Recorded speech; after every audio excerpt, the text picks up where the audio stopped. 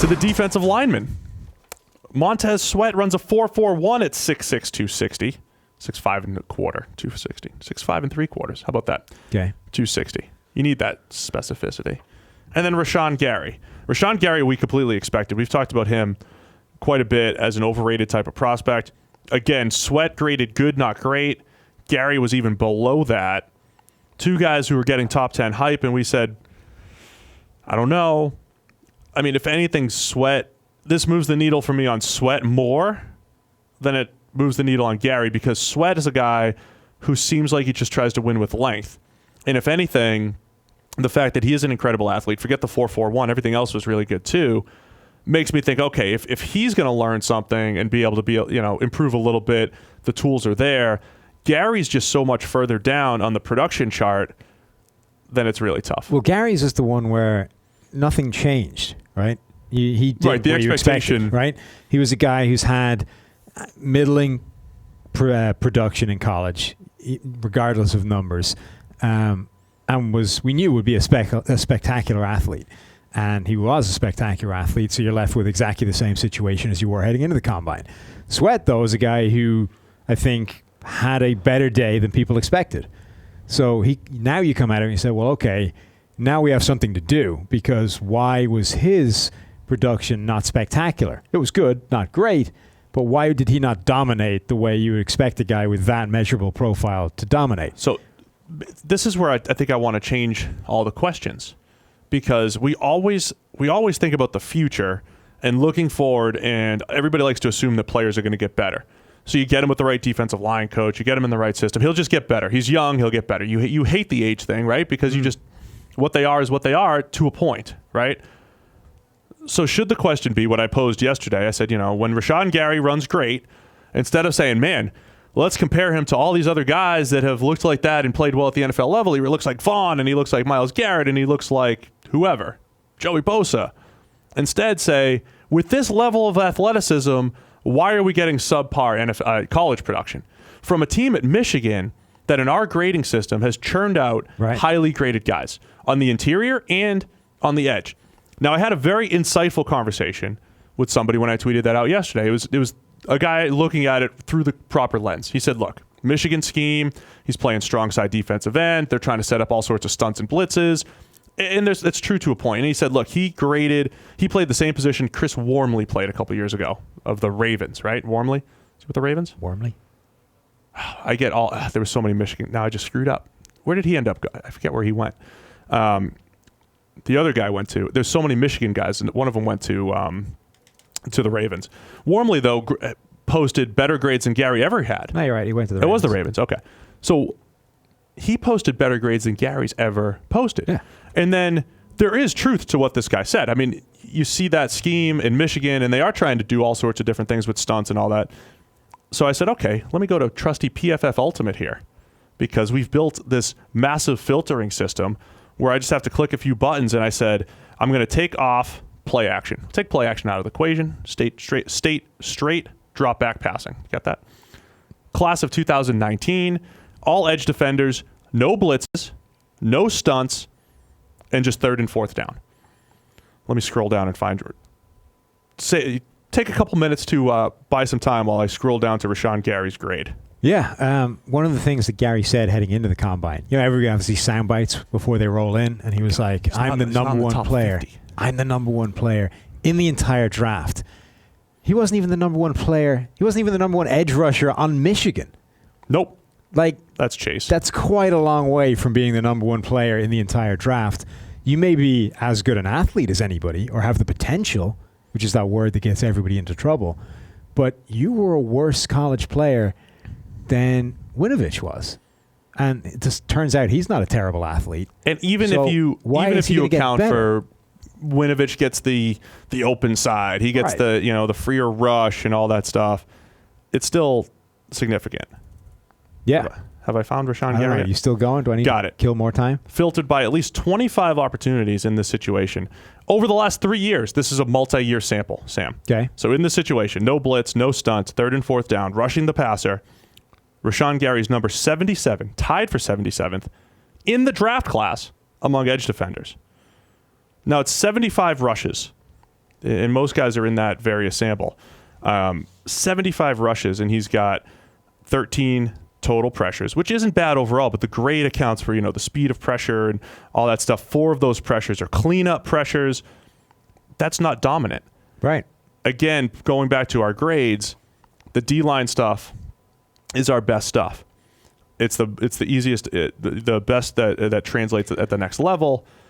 It doesn't mean that Gary can't hit. That it just means his odds are far lower than maybe people think. It's interesting because obviously Mike Mayock is now the Oakland Raiders GM, personnel guy over there. Yep. So the new Mike Mayock was Daniel Jeremiah on NFL Network coverage, sitting there with Rich Eisen throughout the weekend of the Combine.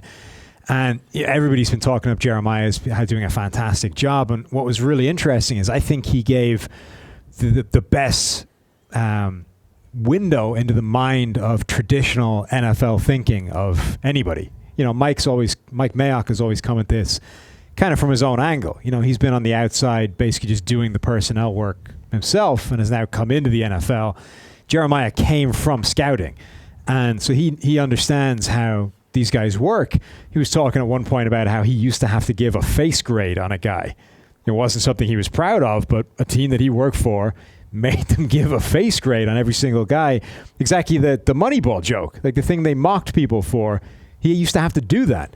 So at one point when Gary had the great time, when Sweat did his measurables, he was asked to compare the two, and he was saying that Gary can just do more. He can, because of his size and the girth and the sort of the ability that he has, he can do things that these other guys can't, which is exactly the way these NFL guys think. It's what can you do? And that's what we're going to project forward, because now you're going to be in an NFL program. You're going to have one-on-one coaching. You're going to have a nutrition program, a weight room dedicated at all times. You've got nothing else to worry about. So, of course, you're going to realize this potential. And what we do is we look at it and we say, well, okay, maybe it's possible, right? Things are going to be different because you're not going to have to worry about all the other things. But if a guy hasn't, the question is not what can you do? It's how often do you do it, and what happens between those plays where you can do it. It's also trying to find people who are similar, right?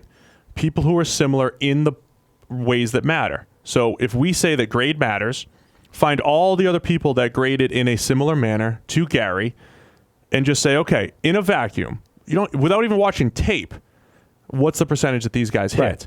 And then then you add the pieces to the puzzle. Okay, there were some outliers here and there. What were the consistencies in the outliers? But either way, there were outliers. And my data people, our friends, our data scientist friends keep telling us, don't focus on the outliers. So when we go back and look at PFF pass rush grades for edges, Danielle Hunter is a clear outlier. He's with the Vikings. He's been he's been a sack artist even, Sam. He's got a ton of sacks. He's got a good, not great NFL pass rush grade despite the sack, 71.3. Didn't have a great pass rush grade in college. There was a bit of an explanation for it. I think they played a lot of contain at LSU. The same thing, we're trying to make excuses for Gary. I think there was something to that with Hunter. He was a very good run defender. Either way, he's exceeded expectations. If we go into this completely focused on we missed on Danielle Hunter. He had great measurables and didn't have great production. We missed on him. Now we're going to go to bat for Gary. Then we're not playing the odds properly. And that's all this whole thing is playing the odds. So you're talking about the NFL. If the NFL is viewing it through the lens of the last time I got a guy like this, it worked out or it didn't work out, and you're just viewing it through your own little lens, you're working with a small sample size. Yeah, but I think Gary is the perfect example of a guy who is 100% a can-do player. I mean, again, you look at it's like Cam Robinson a couple of years ago. You put on the tape, you immediately see... Oh, the best plays are incredible. Right, why people love him. He can do anything you want him to do. The question is, how often does he do it? And the answer for those guys in particular was always not often enough. And Lance Erline in our interview last week specifically said that. He's actually saying, I'm looking for the can-do guys. And then he said, he'll go back and interview and talk to a defensive line coach or say, can these things improve? Again, which is fine. We take a different approach and we say, whether they can or not, what is the percentage that they have? And even if I don't talk to a D-line coach, just what are the odds that that's going to hit? If I do talk to a D-line coach, we've run into more trouble doing that, and we've talked about that on this podcast here, talking to O-line coaches, D-line coaches, where they're good at saying, this guy's good. I could tell this guy's good. This guy needs work, and here's how I could fix him. That's where coaches get into trouble. Yeah. So I don't know if I trust any coach, even the best coaches in the world. Maybe Dante Scarnecchia, great offensive line coach. Maybe I trust him more than others, but there's still some risk there. Yeah. And that's all it is. This is the whole thing's like risk management. And so, I mean, being able to identify specific mechanical or technique things that guys are doing wrong, which is why they're not dominating every single play, is one thing. Being able to change those specific mechanical or technique issues that are causing that is a completely different thing.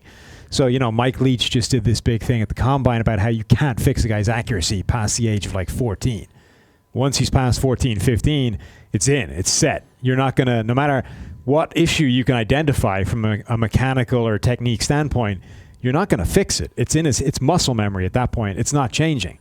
I think the same thing is true with most of these things, that you're probably not going to fundamentally rebuild a guy's mechanics to the point where it's no longer a problem. So just because you can see what it is, just because you can identify the issue, does not mean you can fix it. I've lived that, by the way. I mean, I tried to revamp my throwing mechanics in my 20s. I got marginally better. I definitely got better. Right. But it's also the how much does it need to get better. That's the big issue, too.